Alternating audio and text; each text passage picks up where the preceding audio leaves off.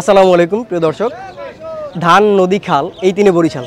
তো এই যে প্রবাদটি আমরা শুনে এসেছি এবং গ্রাম বাংলার আরেকটি ঐতিহ্য হচ্ছে গোলা ভরা ধান, গোয়াল ভরা গরু, পুকুর ভরা মাছ। সো এই তিনটা অংশই আপনারা এই বরিশাল অঞ্চলে, বৃহত্তর বরিশাল অঞ্চলে পুরো অঞ্চল জুড়েই পেয়ে যাবেন।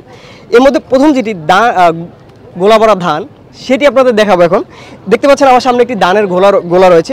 এটির বয়স প্রায় 20 বছর হয়েছে এই পর্যন্ত। এটি দেখতে খুবই ছোট মনে হচ্ছে ভিডিওতে, বাট এই একটি গোলাতে প্রায় 12 মণ ধান বা চাল ধরে। এখানে আমরা স্থানীয় একজন কাকা, তার সাথে কথা বলবো। সে আসলে চাল বিক্রি করতে এসছেন। কাকা, এই যে একটি গোলা, এই গোলাতে সর্বোচ্চ কত মণ চাল ধরে? 12 মণ চাল ধরে। এই যে গোলাতে আপনারা চাল নিয়ে আসেন, কতটা টেকসই হয়? আমরা দেখি বস্তায় বা অন্যান্য পাত্রে, যদি আমরা দেখি প্রায় সময় যে বস্তায় বা অন্যান্য পাত্রে যদি চাল আনা হয়, সেক্ষেত্রে চালের মধ্যে পোকা বা বিভিন্ন সমস্যা তৈরি হয়। গোলাতে আনলে এরকম কোনো সমস্যা হয় কিনা? না, হয় না। বস্তা আনলে বৃষ্টিতে বেঁধলে ধরে, আর এতে বৃষ্টিতে বেঁধলেও বৃষ্টিতে বেঁধতে পারে না, ডাইকে ঢুকে হাতা ডালো। আর বস্তায় যদি পানি লাগে, তাই সেইটা একটু সমস্যা দেয়। আচ্ছা, তার মানে গোলা ব্যবহার করা একদম নিরাপদ একটা ব্যাপার চালের জন্য, বিশেষ করে। আপনারা চালের জন্য একটা ডোলা আছে, সেটা যাতে 16 মণ। এই ডোলাটা পারতাম ওই না, এটা বিক্রি কম হয়, এর লেগে এই ডোলাটা ভরি না। এখন এই ছোট এটাতে নিয়ে আসে। আচ্ছা, বিক্রি কম হওয়ার কারণ কি? গায়ে সরকার যে সাহায্যটা দেয়, এইতে গায়ে নামে না খালে। এটা কি সরকারের সাহায্য দেওয়ার কারণে গায়ে কমে না, মানে আসে না, নাকি অন্য কোনো কারণ আছে এর মধ্যে? যেমন এই যে প্রাকৃতিক দুর্যোগ, যেগুলো বৃষ্টি বা চাল উৎপাদন, ধান উৎপাদন কম হচ্ছে, সেজন্য এটা শুকাই তো অনেক আগে। এই যে বৃষ্টির সিজনে যা বেচবে, এটা ওই খরার সময় ওই বৈশাখ মাসে থুই দিয়েছে, এইটা বানে, এইটা বেচে। এটা ধান যে আপনারা কিনেন, সেই কেনা থেকে এখন পর্যন্ত যে প্রফিট আসে, যে লাভ আসে, সেটা আগের তুলনায় বেশি না কম? এখন কম, এখন ব্যবসায়ী নাই। ব্যবসা নাই। এর কারণ কি? মূলত কারণগুলো কি কি আসলে? গায়ক পত্তন নাই, গায়কেই নাই। ধান ফান হয় এখানে, এখন গায়ক নাই। এই কটা চাউল উঠছে, একটু সময় ভিতরে লই যেতে। এখন এই 2-3 বছর ধরে কোনো গায়কই হয় না। আমরা দেখতে পাচ্ছি কাকা কথা বলতে বলতে কাকার একজন কাস্টমার চলে আসছে। সো কাকা চাল বিক্রি করবে, আমরা দেখবো কিভাবে সে চালটা বিক্রি করে। কাকা, ওই কাস্টমার কই?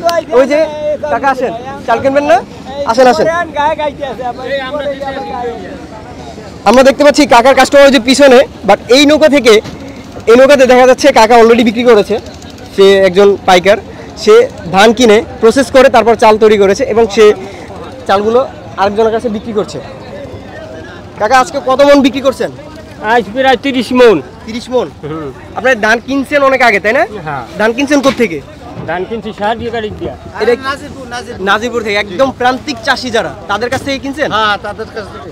তারপরে আপনারা কিনে প্রসেসিং করেন? আপনাদের রাইস মিল আছে এরকম কিছু? জি জি। রাইস মিলের প্রসেসিংটা কিভাবে করেন?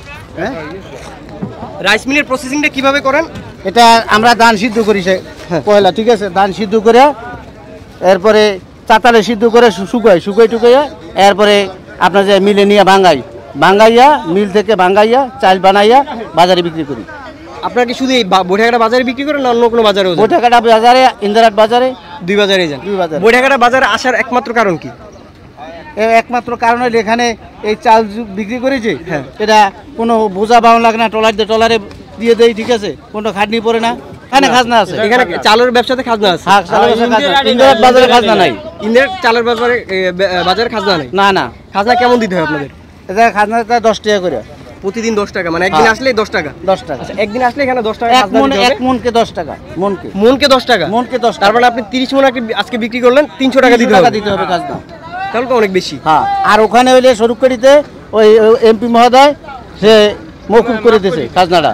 আচ্ছা, এই চাল যার কাছে বিক্রি করছেন আপনি, সে কি পাইকার নাকি সে খুচরা বিক্রি? না, হে পাইকার, দোকানদার। সে দোকানদার কিনে নিয়ে বেচে। আচ্ছা, এই তার মানে এখানে যারা আপনাদের কাছ থেকে চাল কিনতে আসে, তারা বেশিরভাগ অংশই হচ্ছে দোকানদার হয়, ব্যবসায়ী হয়, ঠিক আছে? যেমন এই যে নৌকায় চাল নিয়েছে, এরা আমাদের কাছে কিনে, ঠিক আছে, বিক্রি করে। ওই খুচরা বিক্রি, আমরা পাইকারি বিক্রি করি, এরা খুচরা বিক্রি করে।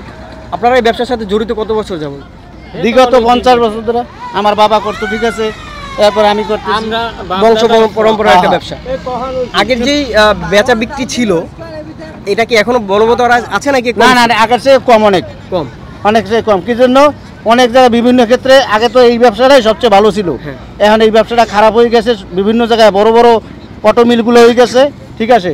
তারপরে সরকারের যে ইনকাম ট্যাক্সগুলো যেভাবে নিতে আছে, ঠিক আছে, এই ক্ষেত্রে আমাদের মানে পোষাই থাকতে পারতেছি না, জন্মের খুব খারাপ হয় এখানে। আচ্ছা ঠিক আছে, অসংখ্য ধন্যবাদ এই আপনাকে। যেমন